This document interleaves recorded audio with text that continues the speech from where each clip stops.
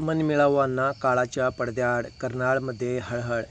कर्नाळ येथे मधुकर कांबळे अण्णा यांचे निधन, परिसरात शोककळा. मिरज तालुक्यातील कर्नाळ, तालुका मिरज, जिल्हा सांगली येथे मधुकर सहदेव कांबळे वय वर्षे 82 यांचे बुधवार दिनांक 29 एप्रिल 2026 रोजी सकाळी निधन झाले. त्यांच्या निधनाने कर्नाळ गावासह परिसरात शोककळा पसरली आहे.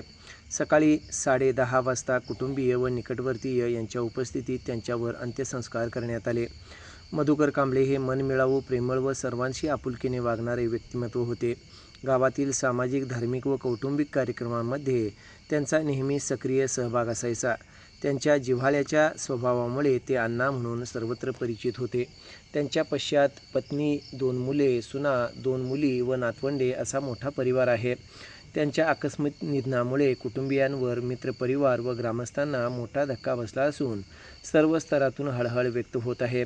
विविध सामाजिक संघटना व ग्रामस्थांकडून त्यांना श्रद्धांजली अर्पण करण्यात येत आहे.